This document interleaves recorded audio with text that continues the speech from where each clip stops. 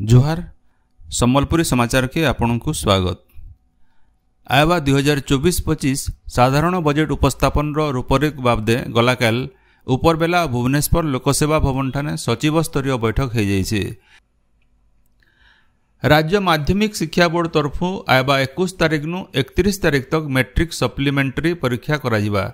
Matric सहित state open school certificate SOSC परीक्षा भी मूल हेबा। 973 जन सप्लीमेंटरी परीक्षार्थी लगी 83टा सेंटर करा जाइछे। सेंता 24,520 SOSC परीक्षार्थी 121टा केन्द्र परीक्षा देवे बोली बोर्ड तरफु सूचना दिया जाइछे। राज्यर 1056टा डिग्री कॉलेज न चलती शिक्षा बछर लगी युक्त 3 पाठ्यक्रम थी ना लेखाबार प्रक्रिया चली बेले गलाकाल 3 नंबर खेप मेधा तालिका बाहरी। 2 नंबर खेप शेष तक 1,20,885टा सीट पूरा होइछे आउ इहादे 1,53,266टा सीट खाली पड़ी। 3 नंबर खेप मेधा तालिका थी मनोनीत छात्र छात्री मानकर ना लेखा प्रक्रिया एबा गुरुवार दिन मूल होकर 22 तारिख तक चलवा। सियाड़े सप्लीमेंटरी परीक्षार फलाफल बाहला उतरू 4 नंबर खेप आवेदन लगी विज्ञप्ति बाहरबा बोली उच्च शिक्षा विभाग तरफु सूचना मिली। राज्य चलती 2024-25 शिक्षा बछरे उच्च माध्यमिक युक्त 2 कला विज्ञान वाणिज्य धंदामूलक शिक्षा और संस्कृत उपशास्त्री पाठ्यक्रम 11 क्लास थी ना लेखाबार के पहला खेप मेधा तालिका एवं 20 तारिख दिन बाहरबा। इ ना लेखार लगी गला 12 तारिख आवेदन शेष दिन थिबार बेले मोट 5,48,313टा सीट लगी 476,74 जन छात्र छात्री साम्स पोर्टाल जरिए आवेदन करिछन। राज्य अनुसूचित जनजाति और अनुसूचित जाति उन्नयन विभाग परिचालित हॉस्टेल मानकु छुआकर खाद्यर मान वृद्धि स्वास्थ्यर सुरक्षा और स्वच्छता उपरे सर्वाधिक गुरुत्व देवार के मुख्यमंत्री मोहन चरण माझी परामर्श देछन। भुवनेश्वर लोकसेवा भवन होइतिबार अनुसूचित जनजाति और अनुसूचित जाति उन्नयन विभाग कार्यक्रम समीक्षा बैठक थी अधानु पाठ छाड़बारटा कम करबार उपरे मुख्यमंत्री जोर देछन। से कहिछन जे ओतका उच्च विद्यालय के उन्नीत करबार के पड़वा और ई बछर कम से कम 10टा उच्च विद्यालय के उच्च माध्यमिक विद्यालय करबार दरकार। इतार संगे केतेटा हॉस्टेल के 100 आसन करबार लगी से निर्देश देछन। सरकारी स्कूल मान के पढ़ुथिबार 1 क्लास नु 8 क्लास छुआ मानकु पोषण युक्त खाद्य देवार लगी मध्याह्न भोजन कार्यक्रम चली। राज्य 50,485टा स्कूल न प्रधानमंत्री पोषण योजना थी मध्याह्न भोजन दिया जाउछे।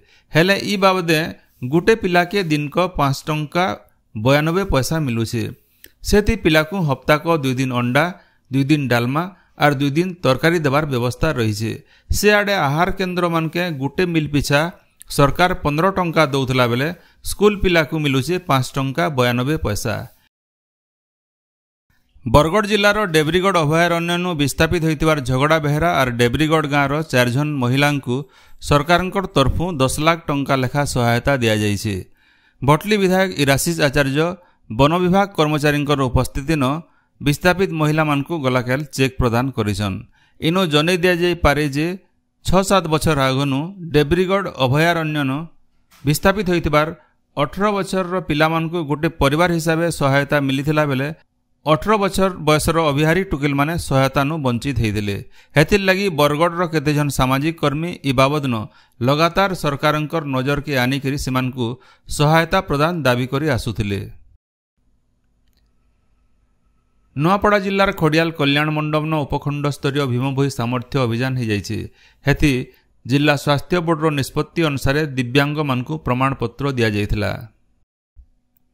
बरगढ़ सांसद प्रदीप पुरोहित और बीजेपुर विधायक सनत गड़तिया बरपाली ब्लॉक न भिन्न भिन्न सरकारी प्रकल्पर समीक्षा करिछन। इ अवसर थी बरपाली जगबंधु कॉलेज पासे बरपाली सांबादिक संघ भवन तैयारी लगी भूमि पूजन हो जाइछे। आगर सांसद डॉक्टर प्रभास सिंह बरपाली तहसीलदार आउ संघर सभापति चित्तरंजन साहुंकर सहित सबु सदस्य उपस्थित थिले। संसद बजेट अधिवेशन आगनु केंद्र संसदीय व्यापार मंत्री किरण रिजिजू लोकसभा और राज्यसभा राजनीतिक दलर नेता मानकर सहित बैठक करेंगे। आयबा 21 तारिख दिन 11 बजे नवा दिल्ली संसद भवन NX मुख्य कमिटी कक्ष न सर्वदलीय बैठक होगा बोली जनापड़ी। इनो जनै दिया जाई पारे जे संसदर बजेट अधिवेशन आयबा 22 तारिख मूल हेबा आउ सरकारी कार्यर दरकार अनुसार अधिवेशन आयबा मासर 22 तारिख दिन शेष हो पारे बोली संसदीय व्यापार मंत्रणालय तरफ कहुଯାଇଛି। सम्बलपुर चिड़ियाखाना नथिबार चित्रा हरिण मानकु डेब्रीगढ़ अभयारण्य थी छड़ा जाउछे। गोटे स्वतंत्र गाड़ी थी 2टा खेपे 20 नु एतका हरिण के बड़ा जतन थी डेब्रीगढ़ अभयारण्य के निया जाइथिला। आयबा मासे भितरे 115टा हरिण के सम्बलपुर चिड़ियाखाना नु डेब्रीगढ़ के निया जिबा बोली वन्यप्राणी डिविजन तरफ सूचना दिया जाइछे। अभयारण्य न आफ्रिकीय बोमा पद्धति थी बना हेतिबार एनक्लोजर न सेमानकु क्वारंटाइन थी 3 नु 4 हफ्ता रखला उतारू जंगल भीतर के छड़ा जिबा। सम्बलपुर शहर न 1985 साले प्रतिष्ठा हेतिबार डियर पार्क 2023 मसीहा थी गोटे चिड़ियाखानार मान्यता पाइছে।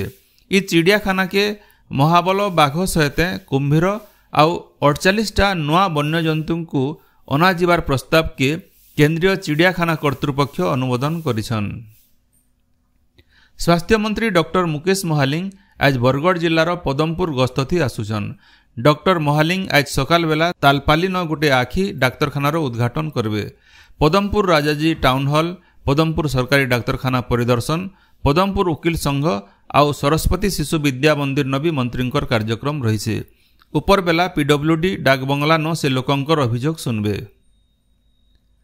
सोनपुर बलांगीर रास्तार बयरासर अर्जुंडा छग न गलाकाल गोटे ट्रक धक्का न जने महिलांकर मृत्यु के नेकरी उत्तेजना देखा देइथिला। पंचायत ऑफिस के चाउल नहीं आसीथिला बेले ई दुर्घटना घटिथिला। लोक माने क्षतिपूरण दाबी करी 57 नंबर नेशनल हाईवे के छेकिथिले। रेडक्रॉस पांठिनु मृतकंकर परिवार के 20,000 टंका सहाय देला उतरू रास्तानु लुके उठिथिले।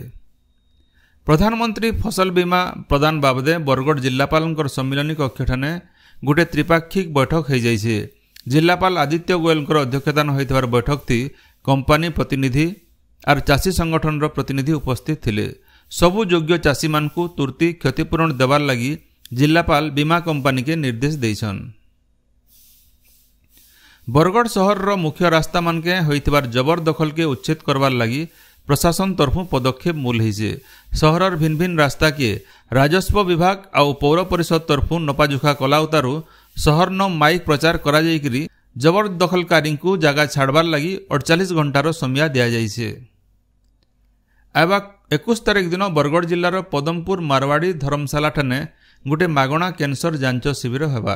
रायपुर कैंसर हॉस्पिटल विशेषज्ञ माने इ शिविर थी जोग देबे बोली मारवाड़ी युवा मंच तरफ सूचना दिया जाइछे। पश्चिम केंद्रीय बंगोपसागर न सृष्टि होइतिबार लघुचाप इहादे दक्षिण छत्तीसगढ़ उपरे रहिছে। इ लघुचापर बले आस्थानु वर्षा बढ़वा। आयबा शुक्रवार पश्चिम केंद्रीय और आखर पाखर उत्तर पश्चिम बंगोपसागर न आउ गोटे लघुचाप सृष्टि हेबा।